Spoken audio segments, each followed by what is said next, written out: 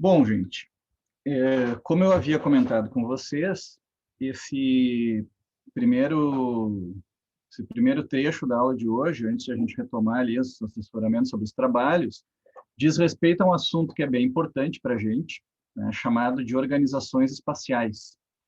E para falar sobre esse assunto, eu me apoio num autor, né, que é um autor bastante consagrado em termos de bibliografia, de livros de análise arquitetônica, especialmente para estudantes assim mais de início de curso, que é o Francis Chin.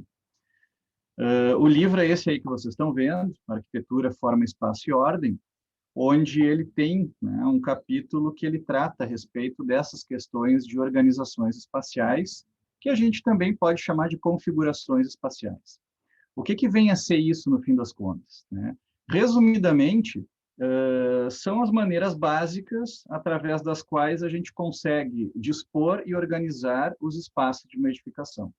Então, quando a gente fala organização espacial, tem a ver com a organização justamente desse espaço, né? Eu acho que isso passa muito pela definição de arquitetura, né, que eu acredito, assim, que eu compartilho, que a arquitetura é a organização dos espaços.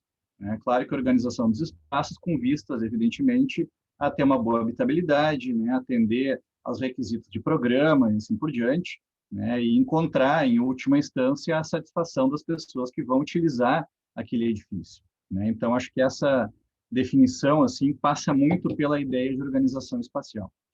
Então, como eu estava comentando, isso depende muito do programa, né? O programa que tem a ver justamente com as funções, né? Aquilo para que o edifício serve, né? Qual é a finalidade a que ele se destina, mas também tem a ver com uma ideia de forma, né? Uma ideia de forma dentro da qual a gente tem várias questões assim que são mais subjetivas, talvez um pouco mais abstratas, né? Como a ideia de um simbolismo dessa edificação, a importância relativa dessa edificação ou de uma parte dessa edificação em relação ao conjunto, a ideia de hierarquia e assim por diante. Então, a organização espacial não pode jamais ser confundida com simplesmente resolver funcionalmente um edifício, né? Isso, na verdade, é o mínimo que a gente espera, né? Mas a organização espacial passa também por uma ideia de forma arquitetônica, né? Por um conceito que eu espero, né, deixar claro para vocês a partir dos exemplos que a gente vai ver aqui. Segundo Xing, existem 5 tipos de organização espacial, né, básicos, mas que eventualmente podem ser até combinados entre si. Tá? Então, por favor, não entendam esse assunto como algo que se esgota dentro dessas 5 categorias, como se qualquer edifício pudesse ser catalogado dessa maneira, né? O que acontece é que essas aqui são organizações que predominam e que já foram, digamos assim, amplamente testadas ao longo da história da arquitetura, né? São elas: a organização centralizada, a linear, a radial, a aglomerada e a organização em malha. Tá? Então, depois vocês vão ver aqui alguns exemplos com imagens, enfim, para tentar deixar isso mais claro. Começando pela ideia de organização centralizada. O conceito, né, diz que, nesse caso, a gente tem um espaço central dominante, ao redor do qual uma série de espaços secundários, né, é agrupada, né, essa série de espaços secundários. Então, existe claramente aí uma ideia de hierarquia. E do ponto de vista assim das características da organização centralizada, a gente tem ela como uma organização estável, né, porque é uma forma que transmite a ideia de estabilidade, né? Em geral, ela é associada a uma figura geométrica bastante conhecida, pode ser o círculo, pode ser o triângulo, o quadrado e assim por diante. É concentrada, porque as coisas estão justamente, né, muito próximas entre si, os itens, né, que dizem respeito a todos os espaços que compõem essa edificação. Há um espaço central unificador, em geral de forma regular, e os espaços secundários eles podem ser equivalentes entre si ou terem, né, formas ou funções diferentes. Então, aqui alguns diagramas, né, que eu acho bem didáticos assim, para a gente entender, né, essa ideia de que essa organização se dá em torno de um espaço principal. Não é um tipo de organização comum em edifícios de habitação, né? Não é uma organização comum nesse tipo, mas ela pode ser mais encontrada em templos, igrejas, edifícios mais simbólicos, que dizem respeito, muitas vezes, a prédios institucionais e assim por diante. E, em geral, é o tipo de edifício que não está preso em um lote muito exíguo, muito apertado, né? Em geral, esse tipo de organização espacial centralizada é feita em edifícios que estão soltos em um espaço e que, portanto, podem ser percebidos quando a gente caminha ou, enfim, se desloca ao redor deles. Isso aqui são um conjunto de plantas de igrejas desenhadas pelo Sebastiano Serlio, né? Isso aí é um dos tratadistas renascentistas, lá em 1547, onde ele mostra, né, uma série de possibilidades a partir de figuras geométricas bastante conhecidas, como isso poderia configurar, de fato, plantas baixas de templos. Então, a gente tem ali o circunferência, a gente tem o pentágono, o hexágono, octógonos, quadrados, a gente tem cruzes e tem até mesmo uma elipse, né, naquele último item que aparece ali embaixo à direita, todos eles como exemplos de organizações espaciais centralizadas. Claro que, naquela época, ninguém estava catalogando esse tipo de coisa, né, e havia uma ideia assim, muito forte de que a geometria fundamental, assim, de formas básicas, ela era o mais determinante, né, nesse tipo de proposição. É também desse período uma série de propostas, né, feitas pelo arquiteto André Palladio, vocês acho que já estudaram um pouco, já ouviram falar, que são aquelas vilas, né, que são espécies de casas de campo afastadas, né, da urbe, afastadas da cidade mais concentrada, que era Roma. E essa aqui talvez seja a mais emblemática de todas, né, a famosa Vila Capra, também conhecida como Vila Rotonda, um exemplo clássico de uma organização centralizada, onde a gente tem, né, se pode perceber claramente, a ideia de uma planta que é um quadrado, que é trespassada, né, por essa ideia de uma cruz que configura essas 4 grandes escadarias aqui associadas aos pórticos, né, que são esses conjuntos de colunas e frontões, e exatamente no centro, a gente tem, vamos ver se eu consigo desenhar a circunferência bem no meio aqui, mais ou menos, vamos de novo. Ó, exatamente aqui no centro, a gente tem esse espaço, né? essa rotunda aqui, que é um espaço circular, e o círculo, como vocês sabem, ele não tem lado, né? O círculo ele se conecta com absolutamente tudo que está ao redor dele, dependendo da configuração geométrica. Então, é uma edificação que tem um esquema compositivo centralizado, bastante fácil de ser percebido quando a gente olha para as fotografias, e há também uma ausência de hierarquia, né? Porque não existe uma entrada principal, né? Todos os acessos eles têm a mesma importância em termos de configuração arquitetônica. Um outro exemplo, né, aí bem mais recente, é esse exemplo aqui, um projeto do Louis Kahn, né, um arquiteto também bastante estudado e que tem uma visão assim muito própria a respeito, né, de algumas questões do movimento moderno e dessa transição do moderno para o pós-moderno. Isso aqui é a Assembleia Nacional em Bangladesh, na cidade de Dhaka, projeto dos anos 60, onde há claramente uma ideia de um espaço centralizado, como a gente pode perceber aqui, né, que é esse espaço central, que é o plenário propriamente dito da Assembleia, e a gente tem ao redor disso uma série de outras funções, que estão todas elas conectadas em termos geométricos e compositivos com esse centro, mas que possuem características distintas em termos de volumetria, em termos de programa, né, de função, e assim por diante. A gente até consegue identificar que 4 desses elementos são iguais, né? A gente vê esse conjunto de salas aqui, esse outro aqui, esse terceiro e esse quarto, e os outros elementos, que eu vou marcar aqui nesses eixos na cor verde agora, no sentido, eu disse verde, não laranja, no sentido vertical aqui e no sentido horizontal, são espaços distintos e há claramente uma ideia, né, de um espaço que é reservado para a circulação vertical. Então, é uma configuração espacial, organização espacial centralizada, claramente, mas que possui um aspecto final que não remete àquela ideia da simetria absoluta, como é o caso da Vila Capra, que a gente viu anteriormente.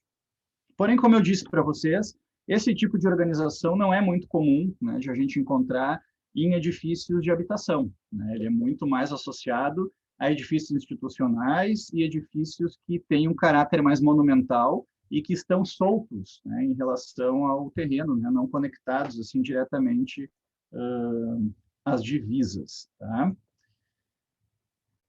Sobre a organização linear, essa aqui talvez seja a que mais nos interessa, tá? Porque, de fato, acho que todas as obras que vocês estão analisando, que são aqueles 5 edifícios, lançam mão desse tipo de organização em algum momento, né, do projeto. A organização linear ela é, portanto, uma sequência linear de espaços repetitivos, caracterizada por uma série de espaços que podem se relacionar diretamente ou estarem ligados através de um espaço linear.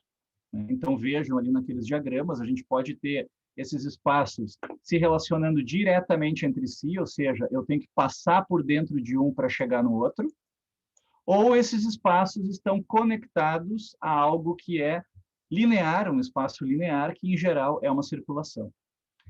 Em geral, são espaços repetitivos e que são semelhantes em termos de tamanho, né, de escala, em termos de forma, em termos de função. Então, a organização linear trabalha muito com a ideia de ritmo, né, ou seja, de repetição de elementos que muitas vezes podem ser percebidos na própria fachada do edifício. Né? Então, é uma organização que, por trabalhar com a ideia de repetição e a ideia de um sistema linear, em que todos esses espaços podem estar orientados para uma mesma posição, acaba sendo extremamente utilizada em edifícios de habitação coletiva. Né? Então, isso aqui não é algo assim que foi inventado ontem, né? Isso é uma coisa que já é utilizada há séculos, né, na história da arquitetura, mas acaba tendo uma presença muito mais forte a partir do final do século XIX, especialmente no século XX, com a questão da arquitetura moderna. Né? A arquitetura moderna, vocês sabem, é aquela arquitetura que se caracteriza por, em termos cronológicos, ter iniciado ali nas primeiras décadas do século XX e ter perdurado até os anos 60, até os anos 70. Né? Então, atualmente, a gente fala muito em arquitetura contemporânea, mas a arquitetura moderna, de fato, definiu muitas das bases em termos de organização espacial que a gente utiliza até hoje. Há uma ideia clara de direção, movimento, extensão e crescimento, né? Como se esse edifício pudesse, eventualmente, aumentar de tamanho, né? De acordo com a mesma regra a qual ele já foi submetido. E não é necessariamente uma única linha reta. Tá? Então, quando a gente fala em linear, a gente pode falar, ok, em linhas retas, mas a gente também pode falar em linhas que são sinuosas, e a gente pode falar até mesmo em conjuntos de linhas que podem ter algum tipo de inflexão, como mostram esses diagramas aí. Então, alguns exemplos assim interessantes, que eu acho que vocês talvez até já conheçam. Isso aqui é o edifício da unidade de habitação em Marsella, na França, projeto de Le Corbusier, que ele faz após a Segunda Guerra, onde ele finalmente consegue levar a cabo assim, uma série de estudos que ele já havia experimentado em muitos projetos anteriores a respeito da habitação coletiva. Então, aqui há uma ideia muito clara assim, né, de um corredor, que nesse caso aqui ele chama até de uma rua interna, que conecta todos os apartamentos e que são, de fato, unidades que se repetem. Né? Vocês vejam que isto aqui é um apartamento, depois aqui a gente tem outro, depois aqui a gente tem outro, e assim por diante. Esses apartamentos, na verdade, não são tão minúsculos assim, porque nesse edifício aqui eles estão associados em 2 pavimentos. Então, são apartamentos duplex e que se encaixam, né? Talvez vocês já tenham visto um corte desse edifício, a gente vai falar oportunamente sobre isso. Então, eles têm uma condição em que eles estão voltados para as 2 fachadas. Então, aí uma organização linear típica, né, de um sistema de circulações extensas, dando acesso a todos os apartamentos. E é claro, né, gente, tem que existir em algum lugar um núcleo de circulação vertical. Né? Isso aí é fundamental. Então, esse núcleo de circulação vertical ele está aqui, nessa posição, e é justamente por onde a gente chega no pavimento e depois distribui, né, se vai para um lado, se vai para o outro, em direção ao apartamento. Aqui uma outra proposta, que tipologicamente é similar. Isso aqui é um projeto do Alvar Aalto, nos Estados Unidos, né, lá no Instituto de Tecnologia de Illinois. É um alojamento, né, universitário, onde a gente tem uma ideia de organização linear, mas que não é necessariamente uma linha reta. Né? Existe aqui uma situação bem interessante, em que há uma circulação que tem algumas sinuosidades, e que está conectada para um dos lados a uma série de unidades habitacionais que se repetem, né, com algumas variações, como vocês estão vendo. E do outro lado, a gente tem algumas funções de uso comum do edifício, bem como os próprios núcleos de circulação.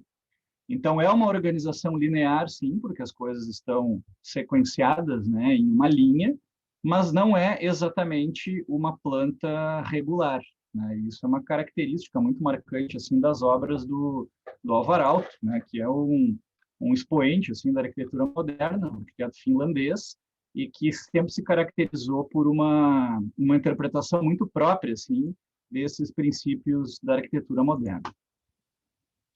Outro exemplo aqui é uma faculdade de arquitetura, né, que é a FAU da UFRJ, projeto do Jorge Moreira, que é um arquiteto, inclusive, gaúcho, né, que acabou se radicando lá no Rio de Janeiro, onde a gente tem aqui uma sequência de...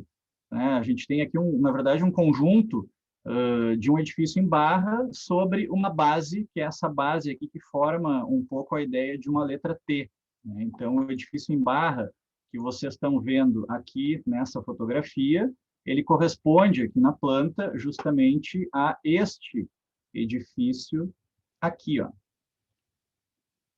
E a gente tem claramente aqui uma ideia, né, de um espaço de circulação que dá acesso a uma série de espaços regulares aqui, que são salas de aula de um lado, né, algumas salas especiais do outro, né, umas zonas aqui onde tem gabinetes, enfim, isso aí varia, né, de acordo com cada pavimento. E, claramente, a gente tem também a ideia de um espaço de circulação vertical que se conecta a essa linha, né, a esse espaço linear de circulação, para onde estão todas as unidades. Enfim, esse tipo de organização é algo que vocês conhecem e devem estar acostumados a vivenciar, né? Em qualquer edifício de apartamentos, a gente tem esse tipo de situação. Mas é claro, né, que não é sempre que a gente tem uma planta, né, que fica, de fato, uma planta limpa, uma planta organizada e assim por diante, né? Então, não é o simples fato de ter uma organização linear que significa que a gente vai ter um projeto bem organizado, tá? Então, a gente não deve confundir, de fato, essas questões, tá? Avançando aqui, a ideia de organização radial. Ela é similar em muitos aspectos à ideia, né, da organização que a gente viu anteriormente aqui, ó, que é a organização centralizada, mas no caso da organização radial, o que a gente tem é um espaço central do qual partem ou se estendem outras organizações que podem ser lineares a partir desse centro, né? Então, é como se desse centro fossem irradiadas, né? Daí o termo raio, né? Irradiação, enfim, de outras partes que compõem o edifício. E isso não necessariamente, gente, precisa formar uma figura simétrica, né? Como vocês podem ver nesse exemplo aqui do outro lado. Então, ela combina elementos, né, como eu estava falando, das organizações centralizadas e lineares.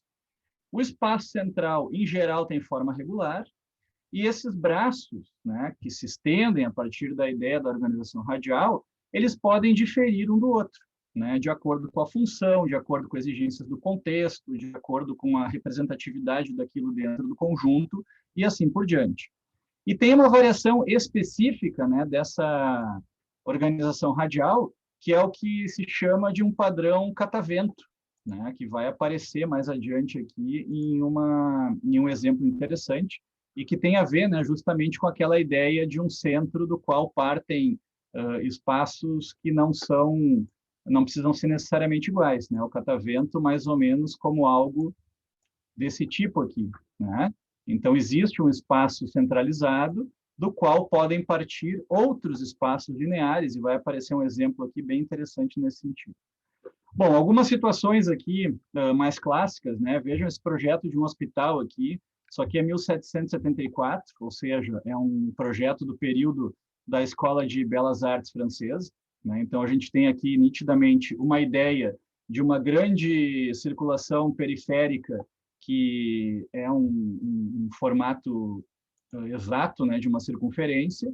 Existe um espaço centralizado aqui que abriga a conexão dessas diferentes alas, e onde a gente pode imaginar que fica o pessoal que tem que dar conta, né, dos enfermos, dos doentes, e a partir daqui esse pessoal tem acesso a todas essas alas aqui, onde a gente tem ali os dormitórios, né, os quartos do hospital, as enfermarias e assim por diante. E aqui à esquerda é um projeto de um asilo bem mais recente, na cidade de Badajoz, Espanha. Infelizmente não consegui encontrar a autoria, mas que tem também essa ideia, né, de que o núcleo administrativo fica nessa zona centralizada, com acesso a essas diversas alas aqui, onde ficam justamente as habitações, né, de quem está internado nesse espaço.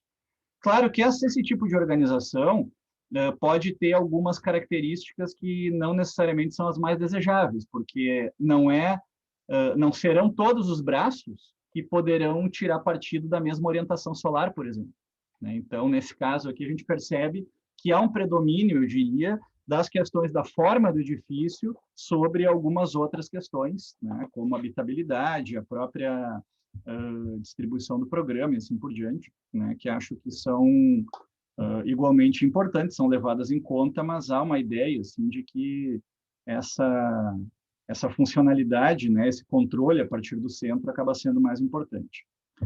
Isso aqui é um outro projeto que também exemplifica essa ideia da organização radial, é o edifício em Paris, né, do Marcel Breuer, que é o secretariado da Unesco, onde a gente vê também o espaço centralizado aqui, que é onde está o núcleo de circulação vertical, e esses três braços aqui, que se estendem, criando uma configuração bem interessante aqui para o edifício como um todo.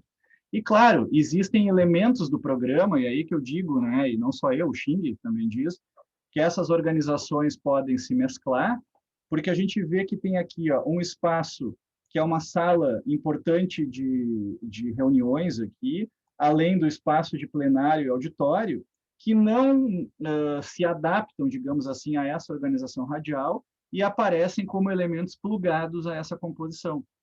Então, a gente vê claramente, né, que existe aqui uma ideia de uma organização linear, ó, né, a partir da qual a gente tem outros espaços, como este aqui, como este aqui, como este aqui e esses outros aqui, que estão conectados a isso em um determinado ponto, né, de um dos braços da organização radial. Então, né, só reiterando, assim, essas organizações espaciais, o objetivo dessa aula não é assim vocês pensarem, né, saírem daqui pensando que tem que optar por uma delas. Na verdade, é entender o que é mais adequado dependendo daquilo que a gente tem que projetar, né? Então, existem algumas soluções que já são consagradas nesse sentido. Isso aqui é uma outra ideia interessante, né? Um projeto do James Stirling, uma universidade na Escócia, também nos anos 60, onde ele cria uma situação de edifícios que se adaptam a uma situação topográfica e que parecem dedos, né? Dedos das mãos, assim. Então, a gente tem um espaço que é centralizado, que organiza, né, esses braços ou dedos aqui, se a gente quiser, nesse sentido.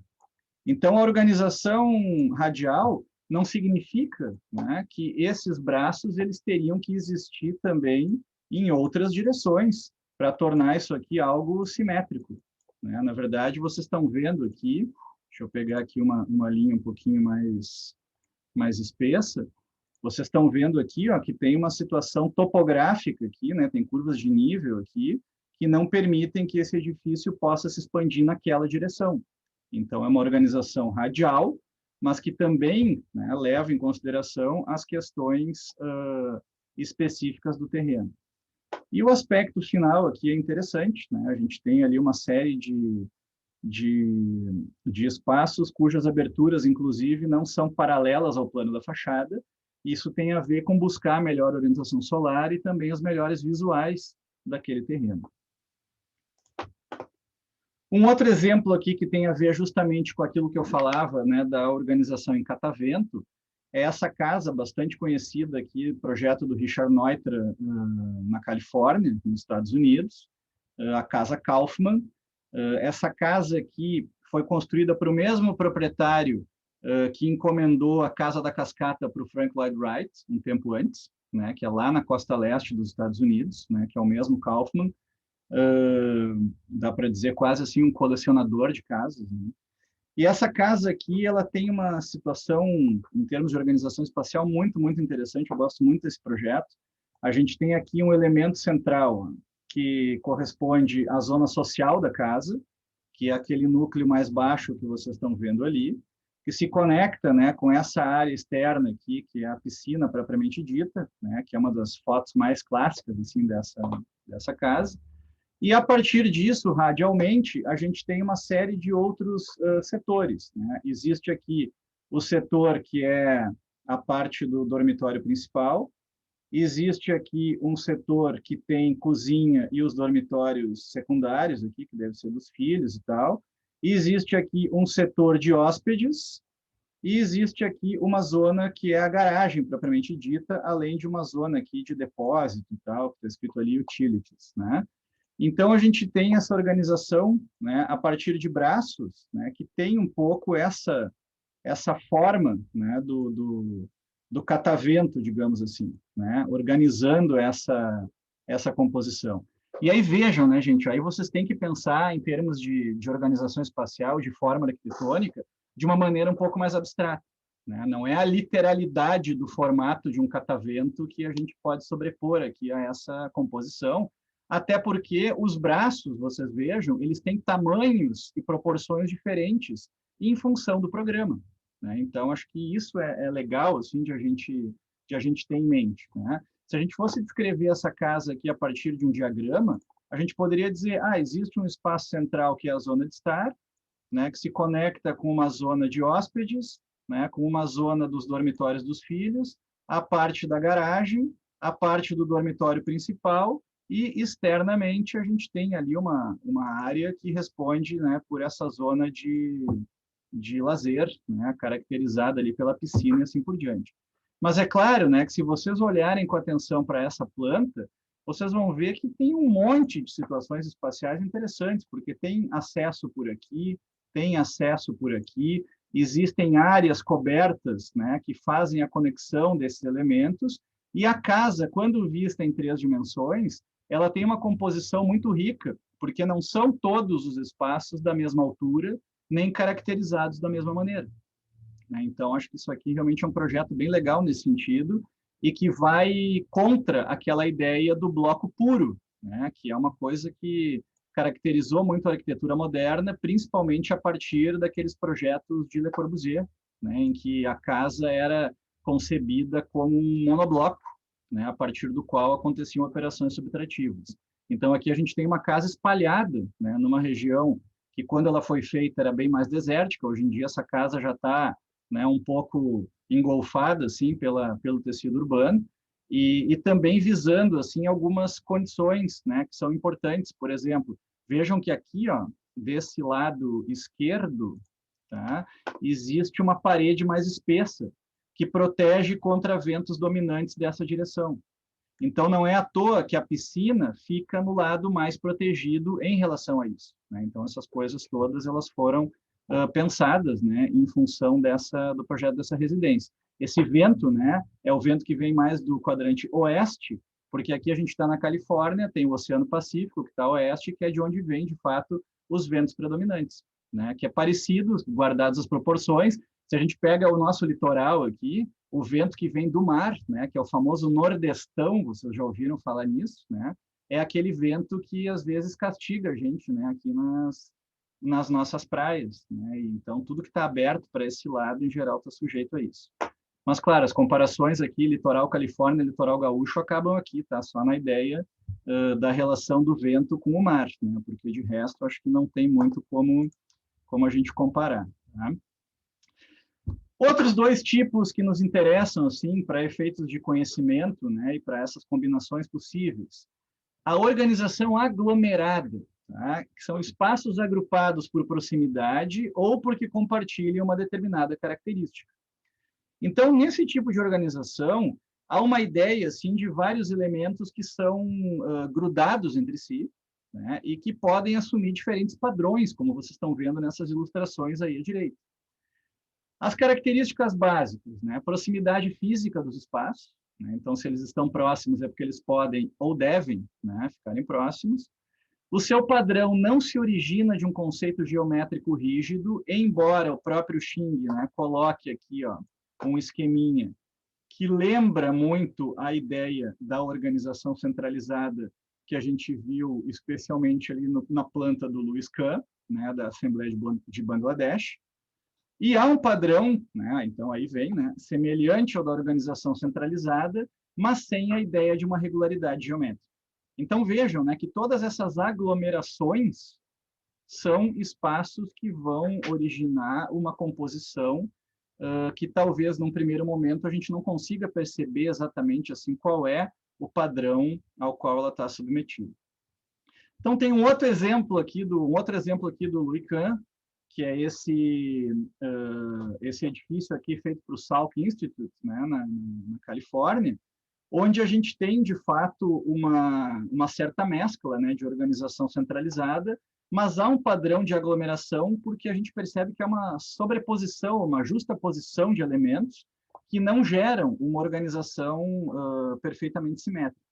Claramente, a gente vê que há um pátio aqui, né, esse pátio interno, vocês vejam que ele aparece, né, lá naquele modelinho 3D, e esse pátio interno organiza salas que podem ser mais sequenciais, organiza aqui um grande espaço que é uma zona de biblioteca, organiza o acesso para outras salas que têm formas diferentes, né, que são essas formas de cilindros dentro de espaços regulares, e assim por diante. Né? E até uma zona de um auditório, né, um grande auditório, que é esse aqui, que também está aglomerado, digamos assim, em relação a esse conjunto de volumes, mas obedece a uma lógica própria, né, que tem a ver com o próprio formato do terreno e a condição dessa parte em relação a esse espaço externo aqui, bem interessante, né, que também faz parte dessa proposta e que tem uma zona aqui com essa outra área aqui mais simbólica, né, com umas arcadas aqui e assim por diante. Então, é uma composição que tem a ver com a ideia de centralidade, mas é uma aglomeração, né, de vários elementos. Da mesma forma, esse edifício aqui, bem mais recente, né, um projeto do Big, que é a Lego House, lá na Dinamarca. Vocês sabem, né, o Lego, ele é oriundo, né, da Dinamarca. Certamente todos vocês aqui um dia já brincaram de Lego, né? Eu brinquei ontem mesmo, né, porque tem uns do meu filho aqui em casa, que volta e meia ele está às voltas com aquilo. E esse edifício aqui, ele busca fazer justamente essa analogia, né, do encaixe da sobreposição de blocos através de uma composição que é justamente aglomerada. Não só no plano, aí vejam que interessante, né? Porque o Kahn aqui, ele faz isso somente num plano, né? É uma justa posição de volumes, todos eles da mesma altura. Esse esquema aqui do Bjarke Ingels, né? Que daí o nome Big, né? Bjarke Ingels Group é o nome do escritório dele, tem justamente uma aglomeração que acontece em 3 dimensões. Então, a gente vê isso, né, com blocos que vão se empilhando, se encaixando, se penetrando uns nos outros, enfim, dentro dessa ideia, né, do conjunto de brinquedos, esses Lego, né, que eu diria até que é muito mais do que um brinquedo, né, um sistema assim, que a gente pode, enfim, pensar em muitas coisas a partir dali.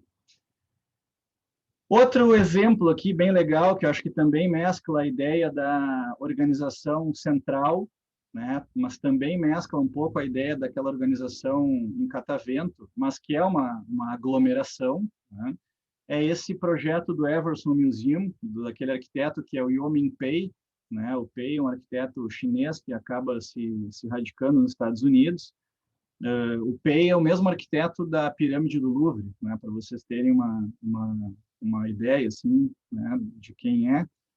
Isso aqui é um projeto dos anos 60, também bem interessante, né, de um museu que não é aquele museu assim do grande espaço de planta livre, mas ele é um museu que organiza 4 zonas de exposição, que são essas galerias fechadas aqui, em torno de um pátio interno. Né? Então, a gente tem aqui um pátio interno, em torno do qual isso aí se organiza. E tem uma semelhança aqui, eu diria, com aquela ideia do Kahn, porque tem um elemento aqui, que é o auditório, que ele está separado desse conjunto, justamente porque ele é um outro item do programa. né? Então, isso aí acho que é legal, né, de a gente ir percebendo. Eu vou voltar aqui rapidamente, ó. Aqui no CAM a gente também tem, né, a ideia do auditório como algo separado daquilo que é mais regular e repetitivo. Então, isso também é uma estratégia em termos de organização. E aí, claro, né, a gente vai ter que entender que essas formas de organização, de fato, elas podem se misturar e se mesclar. Mas, nesse caso aqui, havia uma ideia muito clara, assim, de criar um percurso, né? Vejam que é um museu que tem aqui uma zona de circulação vertical, né? A gente tem aqui uma escada externa. Então, quando a gente ingressa numa das galerias, a gente pode cruzar para essa outra aqui, depois cruzar para outra, cruzar para essa aqui e finalizar esse roteiro aqui. Então, é um museu que foi pensado também para ter essa ideia de percurso diferente do grande pavilhão onde o visitante circula livremente, né? Então, isso também tem a ver com uma ideia de organização espacial. Por fim, gente, a organização em malha. A organização em malha pressupõe justamente que esses espaços todos eles estão organizados dentro de uma ideia de uma moldura, que é uma moldura tridimensional, né? Mas que também pode ser uma malha estrutural. Ou seja, essa malha ela pode ser algo que o arquiteto desenha, né? Pensa naquilo, como um suporte, como um apoio, mas não necessariamente ela se materializa no espaço. Ou essa malha pode, por outro lado, ser um conjunto, por exemplo, de vigas e pilares que se materializa no espaço 3D, né, como nos exemplos que eu vou mostrar a seguir. Então, as formas e os espaços são regulados por esse padrão em malha, né, a ideia de malha, ou seja, de linhas, né, que se repetem paralelamente. Então, aqui, ó, a malha é criada a partir de dois conjuntos de retas paralelas. Então, né, basicamente, se a gente desenha, né, como aqueles grids que vocês desenhavam lá em DC1, por exemplo, né, ou eu imagino que lá em IPA1, né, os professores também falem muito a respeito da malha, do grid, assim por diante, é um conjunto de linhas paralelas entre si, né, que constituem essa malha. E a partir desse conjunto, né, é que coisas podem acontecer em termos de organização espacial, né? Então, eu posso, sei lá, imaginar que isso aqui, isso aqui, isso aqui são partes construídas, enquanto que o restante é espaço aberto, e assim por diante, né? Quando projetada em 3D, essa malha forma espaços repetitivos e modulares, tá? Então, a gente tem uma ideia de modulação, ou seja, existe, né? O que é uma modulação? Modulação tem a ver com repetição, né? Quando a gente pensa, por exemplo, numa ideia de módulo, a gente pensa em uma determinada dimensão que tem uma determinada forma, né? Ou uma forma com uma determinada dimensão, melhor dizendo, cuja repetição pode abrigar diferentes itens do programa. E esse módulo, às vezes, pode ser associado 2 a 2, 3 a 3, 4 a 4 e assim por diante. A malha pode ser regular ou irregular, e ela está associada mais frequentemente a conjuntos de pilares e vigas. Então, por exemplo, essa aqui é uma casa do Philip Johnson, nos Estados Unidos, dos anos 50, onde, nitidamente, ele organiza toda a planta da casa a partir de uma malha de quadrados. Eu não desenhei essa malha aqui, mas eu vou desenhar agora rapidamente aqui, embora eu acho que vocês já, né, perceberam facilmente assim, onde é que essa malha está colocada, né? A gente tem aqui uma sequência de linhas verticais, as quais agora eu vou somar essas linhas horizontais. Só que notem o seguinte, não é porque ele organizou em malha que todos os espaços têm que ter o mesmo tamanho, né? Se a gente pegar aqui, por exemplo, vamos dar uma olhada nessa planta aqui, olha só, isso aqui é um dormitório de casal, e isso aqui é um conjunto de banheiros, e tem aqui uma parte que é uma circulação. Então, a gente tem 3 itens do programa que estão colocados dentro de 2 módulos daquela malha, né? Enquanto, por exemplo, a gente tem aqui, ó, um espaço de sala de jantar que está acoplado, né, exatamente num dos módulos quadrados, bem como essa zona aqui de estar. Só que, na verdade, tudo isso aqui, ó, todos esses 5 módulos, né, que tem uma parte envidraçada, que a gente vê aqui na fotografia, são justamente essa zona da área de estar. Então, essa ideia de modulação, né, nesse caso aqui, está a serviço do quê? Está a serviço de uma organização espacial mais racional, embora seja uma casa gigantesca, né, mas ela é organizada racionalmente, e está a serviço de uma forma que seja legível, né? Então, vejam que lá na parte tridimensional, todos os elementos verticais possuem um material, que é o tijolo.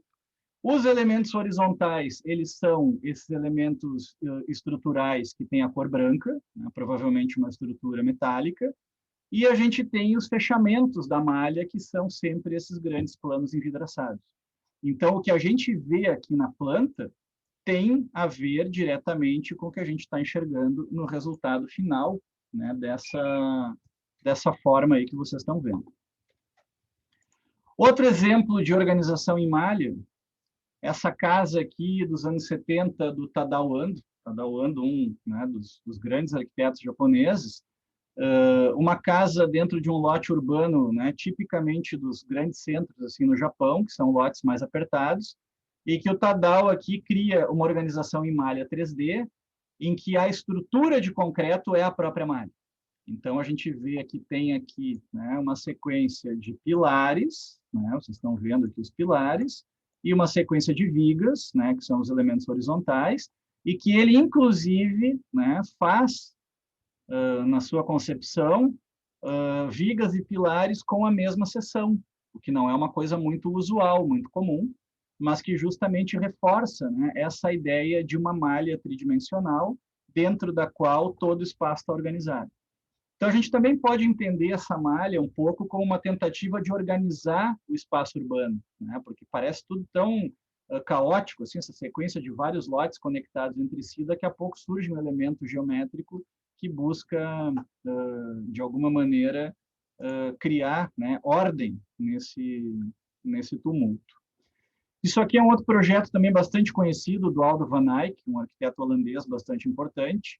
Esse aqui é o orfanato lá em Amsterdã, um projeto que a gente poderia pensar, né, na ideia de uma composição ou uma organização aglomerada também, mas acho que não, né? Acho que a organização em malha aqui se aplica mais, porque a gente percebe que, apesar de a forma final do edifício não ser uma forma regular, a malha é muito regular, né? Então, a gente vê assim que são vários módulos que vão se acoplando, gerando, né, pátios com proporções que podem ser um pouco diferentes, e esses pátios estão a serviço justamente da boa iluminação e ventilação desses espaços.